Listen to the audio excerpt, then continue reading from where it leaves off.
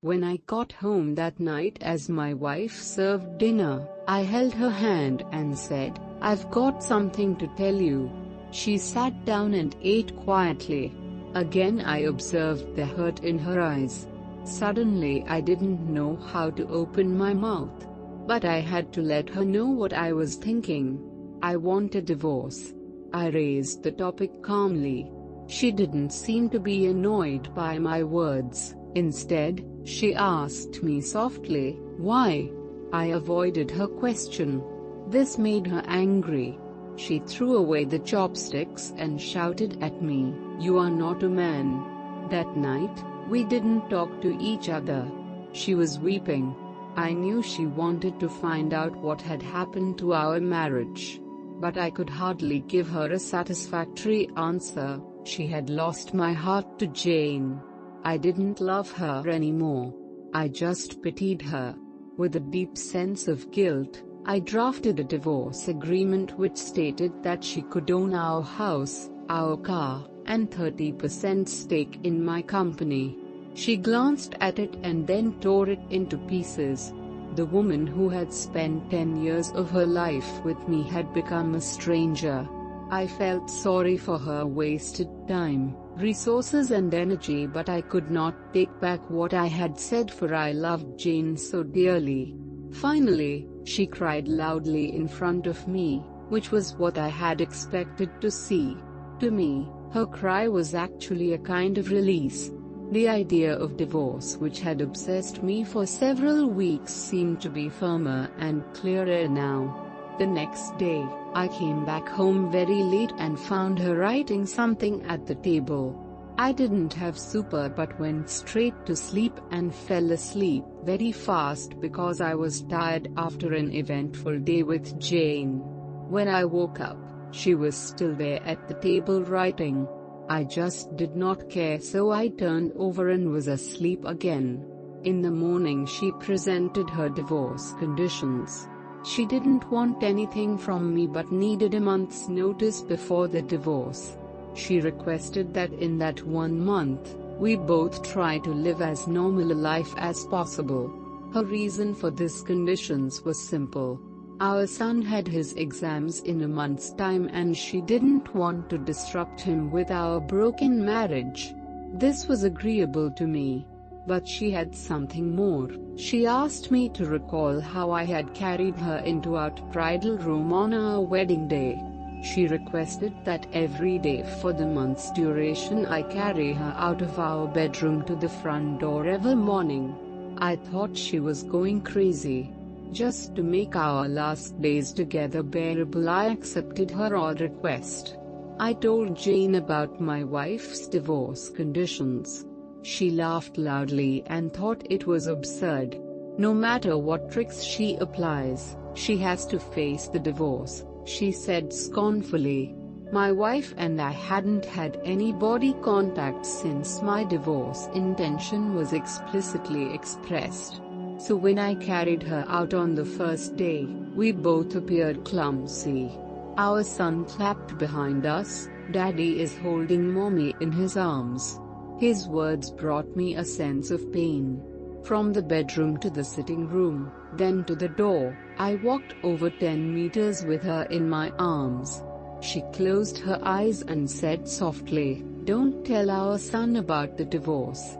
I nodded, feeling somewhat upset. I put her down outside the door. She went to wait for the bus to work. I drove alone to the office. On the second day, both of us acted much more easily. She leaned on my chest. I could smell the fragrance of her blouse. I realized that I hadn't looked at this woman carefully for a long time. I realized she was not young anymore. There were fine wrinkles on her face, her hair was graying. Our marriage had taken its toll on her. For a minute I wondered what I had done to her. On the 4th day, when I lifted her up, I felt a sense of intimacy returning. This was the woman who had given 10 years of her life to me. On the 5th and 6th day, I realized that our sense of intimacy was growing again. I didn't tell Jane about this. It became easier to carry her as the months slipped by. Perhaps the everyday workout made me stronger. She was choosing what to wear one morning. She tried on quite a few dresses but could not find a suitable one. Then she sighed, "All my dresses have grown bigger." I suddenly realized that she had grown so thin. That was the reason why I could carry her more easily. Suddenly it hit me. She had buried so much pain and bitterness in her heart. Subconsciously I reached out and touched her head. Our son came in at the moment and said, "Dad, it's time to carry Mom out." To him, seeing his father carrying his mother out had become an essential part of his life. My wife gestured to our son to come closer and hugged him tightly. I turned my face away because I was afraid I might change my mind at this last minute. I then held her in my arms, walking from the bedroom, through the sitting room, to the hallway. Her hands surrounded my neck softly and naturally. I held her body tightly. It was just like our wedding day. But her much lighter weight made me sad. On the last day, when I held her in my arms, I could hardly move a step. Our son had gone to school. I held her tightly and said, I hadn't noticed that our life lacked intimacy. I drove to the office and jumped out of the car swiftly without locking the door. I was afraid any delay would make me change my mind. I walked upstairs. Jane opened the door and I said to her, "Sorry, Jane, I do not want the divorce anymore." She looked at me, astonished, and then touched my forehead. "Do you have a fever?" she said. I moved her hand off my head. "Sorry, Jane," I said, "I won't divorce." My marriage life was boring, probably because she and I didn't value the details of our lives, not because we didn't love each other anymore. Now I realize that since I carried her into my home on our wedding day, I am supposed to hold her until death does us apart. Jane seemed to suddenly wake up. She gave me a loud slap and then slammed the door and burst into tears. I walked downstairs and drove away. At the floral shop on the way, I ordered a bouquet of flowers for my wife. The sales girl asked me what to write on the card. I smiled and wrote, "I'll carry you out every morning until death does us apart."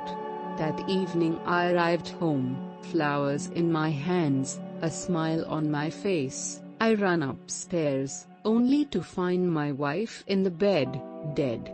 My wife had been fighting cancer for months and I was so busy with Jane to even notice. She knew that she would die soon and she wanted to save me from the whatever negative reaction from our son, in case we pushed through with the divorce.